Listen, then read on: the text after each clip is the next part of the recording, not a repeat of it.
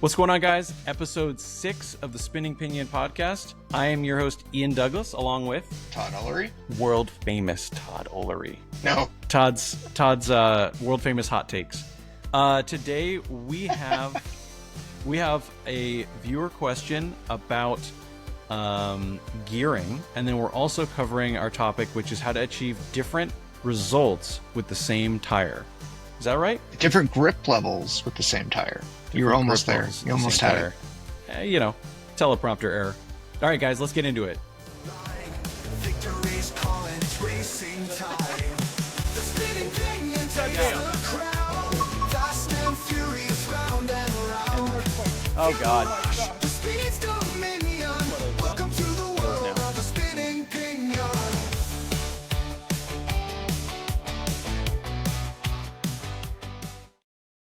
Welcome back, guys. As I said, episode 6 here. Todd, let's get into it. What is our topic today? We are talking about how to achieve different grip levels with the same tire. So why would you ever even need to do that? Like, why use the same tire to achieve different things? Well, I think you've got the reason why we had to do it, right? Which is a lot of the races that we're doing have a spec tire. In fact, I think now all 4 of the big manufacturer races at Electric Dreams have a spec tire. Correct. So you don't have a choice really in what tire you're going to use. Screwed. Yeah. So, you better learn how to adjust with the same tire. I think other people may find this useful if they've got a tire that either they particularly like or is one that they can true really easily and they know how to get good, because as we all know, different tires have different difficulties and different quirks with regards to treating them. So, you might like a specific tire, you can get it good, you can true it down to size.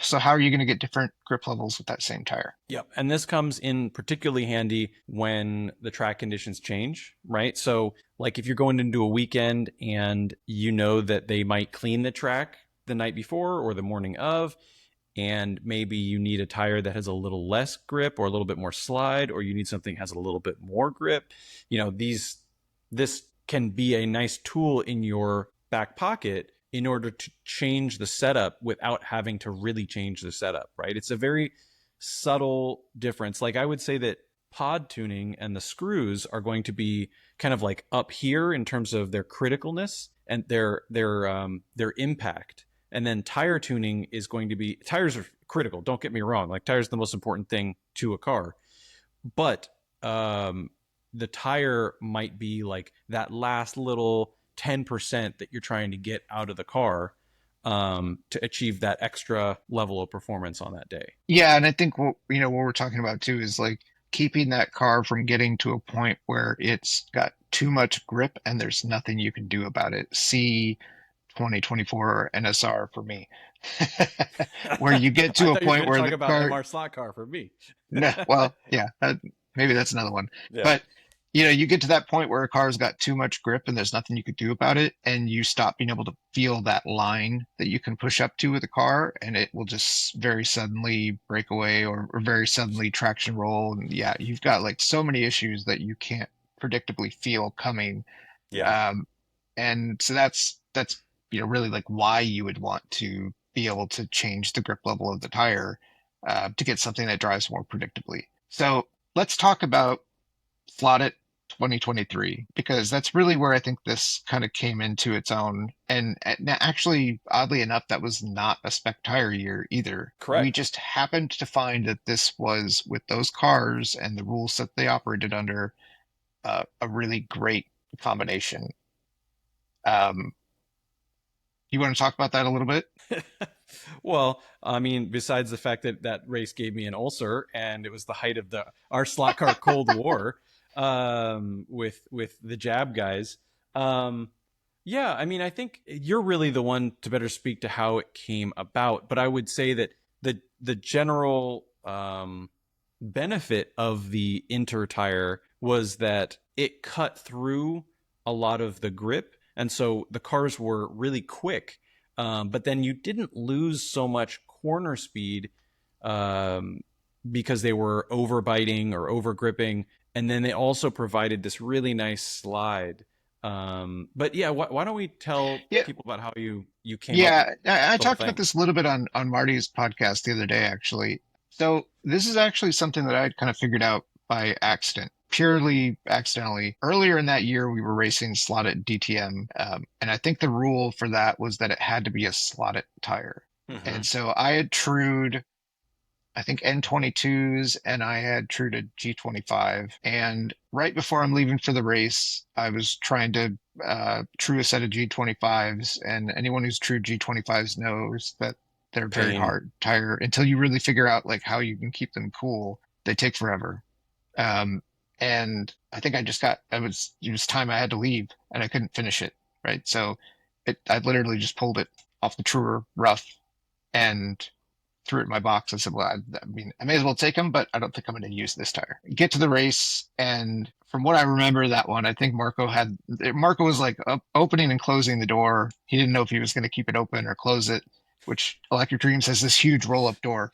Yeah. So the track temperatures were like all over the place. The N22 was like on those DTM cars, you know, they're so high gravity. I think the car was just rolling over in every turn. If you tried to push it, you know, they roll over really slow. It just kind of goes and then just, okay, I'm going Yeah. to fall over. And so I said, yeah, like I've got too much grip. I may as well, like maybe these will be okay. Let me throw them on there.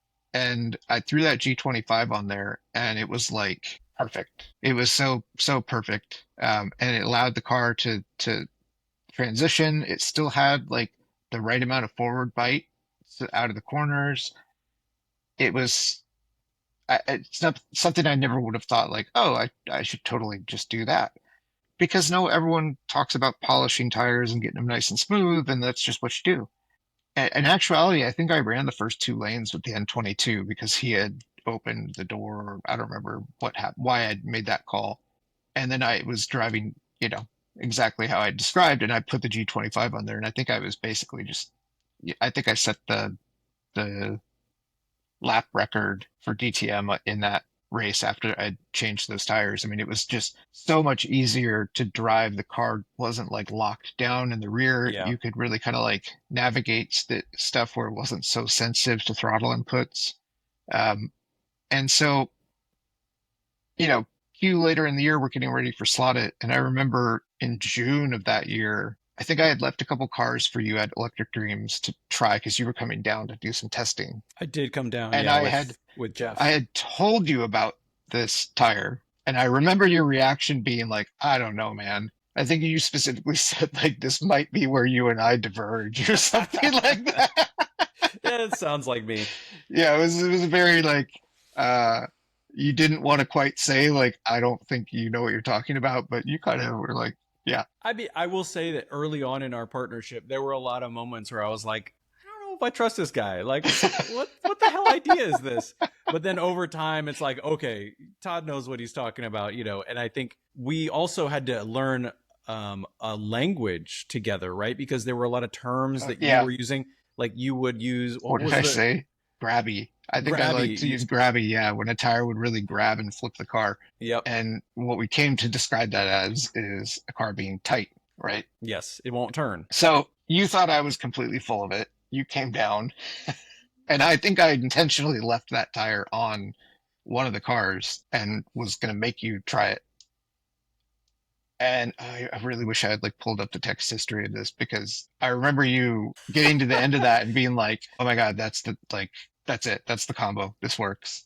And we Yeah. went down that road basically from that point of running what we've now coined an enter, which is basically a tire that's rough off of a truer. But when we say rough off of a truer, right, you and I both use the backtrack, Yeah. and we can change the grit on the drums. So we're doing rough off of an 80 grit drum, which is much rougher than what any of the like a Hootie comes with, or you know, most of the other truers, which are generally like 120, designed for 200 120. Yeah, grit. I think a Hootie is 180, It at sounds about least right. like what comes with it. But Yeah. I'm going to show this, and this is one that actually came off of the truer. If I can get it to Turn it so focus that on it the just tire. angles a little bit. Yeah, there you go. So you could see like there are very distinct lines in this. And I remember actually hearing someone who will remain nameless talking about our tires during that race and saying that we had, quote, cut them with razor blades because that's kind of what it looked like. Honestly, we had those lines in it. Um, and it's a little bit different than rough off the truer, right? We're taking a little bit of care to get those lines to be clean, but in essence, it's rough off of truer.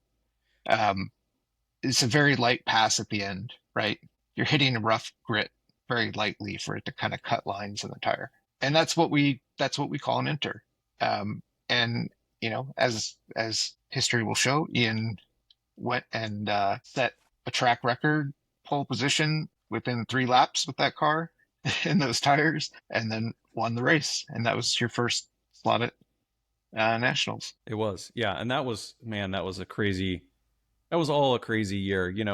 Like I said, leading up to it, I totally gave myself an ulcer. I don't want to get too into detail, but it was not good. I did not feel good at that race, and so there was a lot. Like we did a lot of work for that race. Like, oh Yeah, my I god, mean the amount of the work we the did. concepts that we talked about in the last episode, right, with regards to pod tuning, and now in this episode with regards to tire stuff, Yeah, were really the things that we worked on all leading into that. I mean, there were other little things, but they're yep, mostly just like kind of basic setup stuff. Like these were the ideas that we kind of came up with, and we hadn't none of it had been proven yet. You had won Scale Auto 2023 with your prior setup, and yeah, I that think that was, car was so fast because you had basically taken advantage of the motor and geared that car to the moon, and the and magnetism. Yeah, the magnetism, and you were running a controller with choke, so you could actually control that. I mean, there were a lot of reasons why. I think I remember going back and watching that and texting you at one point saying like you should have won that race by like 15 laps, and I think you won by 2 because your car was like hard to drive, but it was just so much faster that yeah, yeah. And I think Rick drove like one of the best races he could have driven. So all that to say, when we got to slot at 2023, we had, I think, a lot to, we felt like we had a lot to prove. And I think yeah. that's where a lot of that pressure came from. And we were introducing a lot of these concepts and really kind of putting them on the big stage. And it really proved, to work. And in that year, like we said, we didn't have a spec tire, but we knew it worked with the G25. Fast forward to the following year, right? And really actually later that year, because in NSR we had a spec tire. And we were forced the situation of we've got these Moslers that are relatively light with an F1 tire, an F1 super grip on the rear. How do we make this car work with that much grip in the rear? Yeah. And we did kind of the same thing, right? We played around with tire surfaces and how do we get a different surface finish on the tire to achieve different grip levels. Hey, I see what you did there. Brought it back to the topic. Yeah. Yeah. I will say, I have to point this out that like the whole naming convention of it, we have to name everything because we're neurotic like that. And so like the suspension tuning, we coined the term inertial dampening. And then for the tires, it's an inter like in F1 where they're running like an intermediate. And then we have like a scuff and a slick. So the slick would be like a polished tire, and then a scuff would be a polished tire that has then been scuffed, right, with like a Scotch Brite pad. Maybe you can talk about like, kind of getting back to that original topic. What do each of those achieve, right? Like, how are they different on the track? Yeah. So I think one of the important things to note as we go through this is that the surface textures don't work on every single tire. Some Yeah. tires take them more than others. Some tires will take it, but the tire wears to a certain point where once you get later in the race, it's going to be a slick no matter what. Yeah. There is something I think a little unique about the G25 tire in that it is a really durable tire because it was made for plastic track. Um, and just like the properties of the rubber that it takes that texture well, it works really well with that texture, and then it keeps that texture throughout For a long time. the race. Yeah. Yeah. Um, where I'm not sure there's any other tire that I've tried yet that has that same set of characteristics. Yeah, it's like Uh, a level of anti-wear. yeah, And that's the thing that makes that tire so terrible to true, is the thing that actually makes this work on it. yeah, because it's so durable, um, that it's just, yeah, it doesn't want to lose rubber. But But yeah, you've got like the super grip, right? And the super grip takes the texture well, it works well with the texture, but it's also a higher wearing tire. And so like you've got really deep grooves into that tire. but And you can that's still actually, see but you can still see them. it's kind of wearing. Whereas the F1s at Electric Dreams, if you practice with those tires for a while, they would polish into a slick. After a while, it would take that texture off and polish into a slick. So, Yeah. I mean, even to the point where last year, I think I had a whole break in case of emergency case that had like 3 sets of super grip inters for our cars because, as we get later in the race, we're doing multiple rounds. If your tires start to polish, they end up getting too much grip. Yep. And that's where you end up falling into trouble. But the scuff slick that you mentioned is really kind of like our step in between those two, right? And that works on a whole wide range of tires, and that's Hmm. really just getting the shine off of the tire. So, uh, you know, I know everyone strives for that like really polished, shiny, slick tire. That's like the It's like the pinnacle gold of like, standard for yeah, like look at 132. these Yeah. things. You see those tires, and you're just like, oh man, that looks so good. It just looks like you know what you're doing. But that also gets you a ton of grip.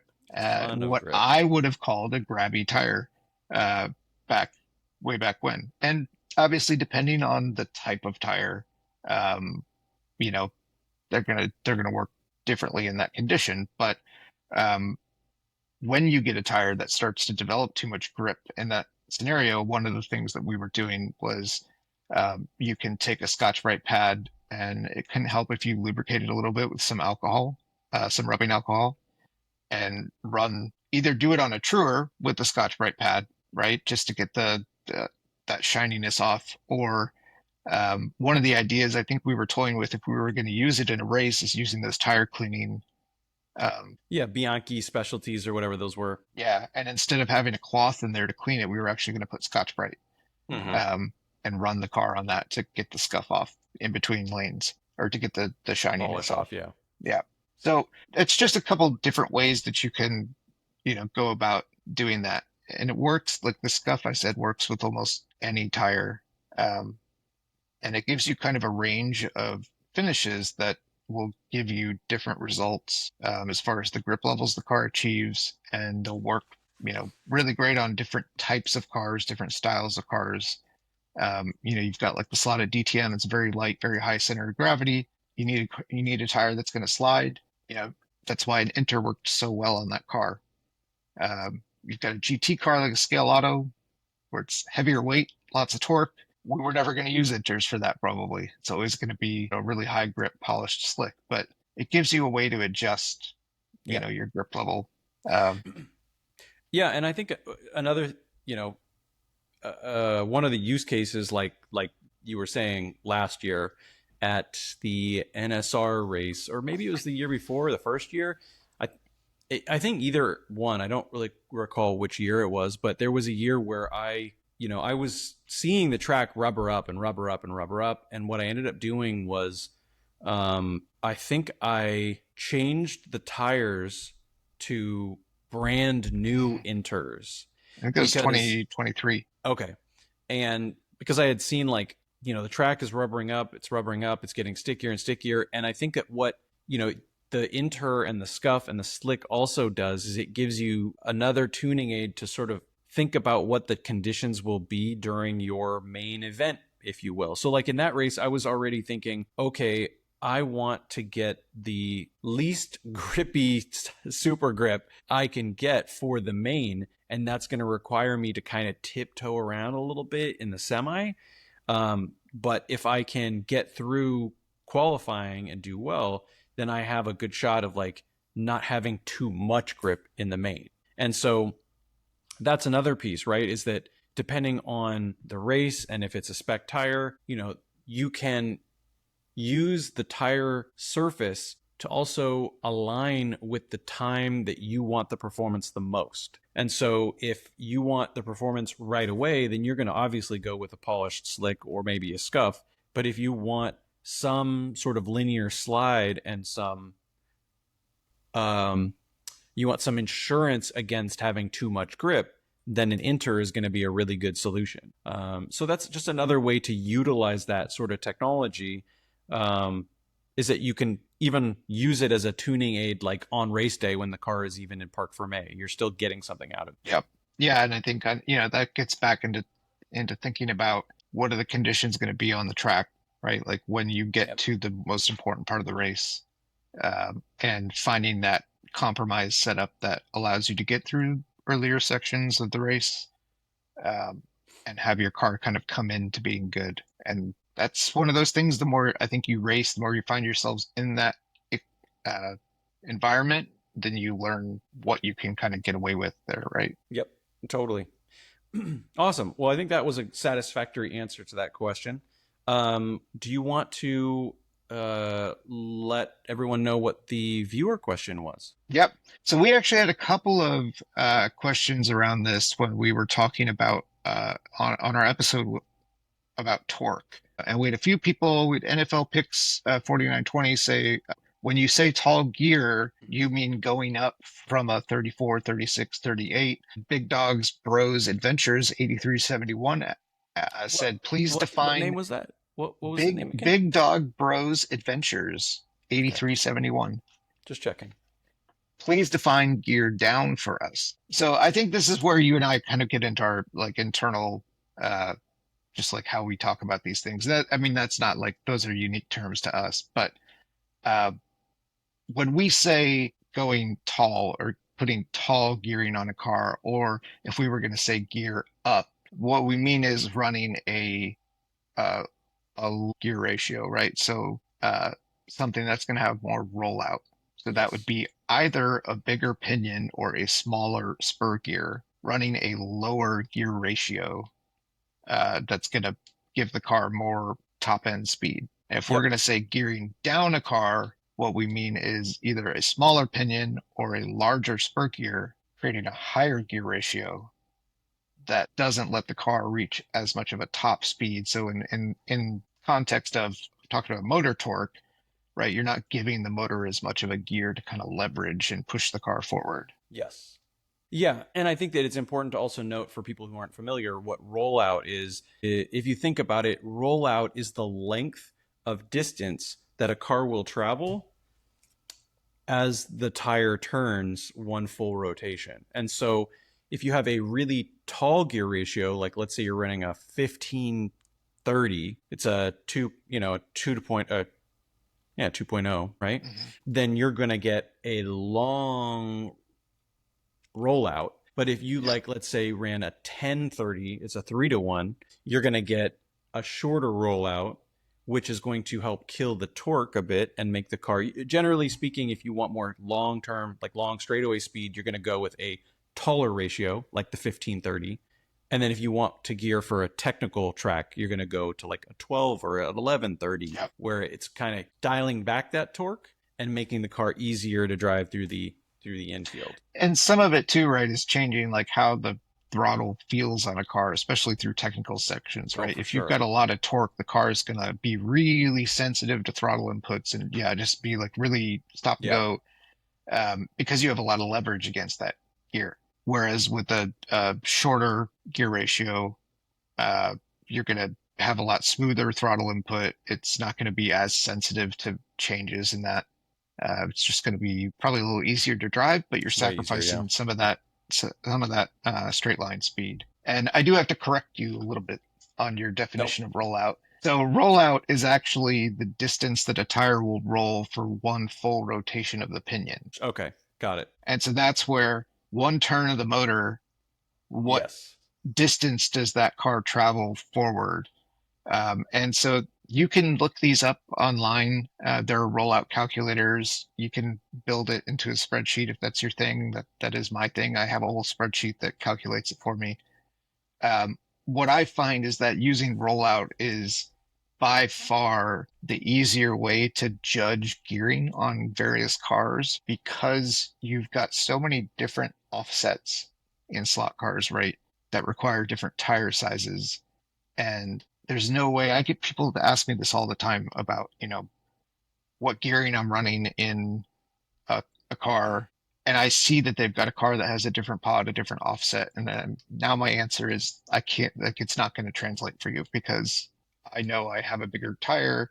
Naturally, with a bigger tire, my gear is going to be taller for the same gear ratio. And so that's where I think, if you're really serious about racing, about, reaching, your best performance, um, using rollout for your gearing is a lot more consistent car to car than looking at gear ratios. Yeah, and you can use rollout. So it's kind of it's a little bit of a cheeky subject because, classes that require a particular gear ratio, it's kind of moot because what actually is dictating a lot of the gear ratio is the tire diameter effectively. And so we have some people in Motown who, even though in Group C we have to run the stock gears, you can run like a massive tire and get a huge top speed advantage because the rollout is so much greater. Because even though the RPM is the same, if you have a larger tire, that RPM is carrying you a further distance. So it's kind of a cheeky little thing that you can adjust the rollout of the car and therefore adjust the gear ratio, even if you can't adjust the gear ratio. Yeah. Which is, but I mean, even when you're not talking about, what did you call it? Cheeky uses of varying your tire size. Cheeky uses of gear ratios. Yeah. No, don't No? do that. It's a cheeky gear ratio. Even when you're talking about things being, on the same level, right? You're trying to meet clearance. Say both cars are at the same clearance, but you've got different offsets. It's a language that translates between multiple cars because you're actually talking about what's hitting the track, not what your gears are doing. You're actually talking about the forward motion of the car. And I think for a lot of people, if we can get to a point where more people are using rollout, I think that just makes that so much easier. It makes it easier for us to help people and talk about, what maybe you gearing we're using. What these numbers are. There's too many numbers. You have access to that spreadsheet. You must not use it. I don't. I just ask you, or I text Braden. That's true. Yeah, well, obviously. Yeah, that's your answer for everything now. I want to see your text history with Braden. I think it's got to just be like, what do I do for this? Next episode of the Spinning Pinion. Well, you want an answer, just text Braden. Yeah. Episode Braden, start giving him wrong answers, man. Well, I think that pretty well answers that question. If you have further questions on gearing, obviously ask us in the comments and maybe we can touch on it in a future episode. Or as always, you can email us at thespinningpinion@gmail.com. And we respond to questions there as well. Ian, do you have anything else for this episode? At least I respond to questions. I haven't seen you send an email out at all. No, I think I'm good. Guys, thank you so much again. Please don't forget to like and subscribe. And if you have a question, as Todd said, you can send it to thespinningpinion@gmail.com. Or I said that, man. Leave it below. I'm just trying to feel important here. You just did such a strong job closing out. I just want to reiterate.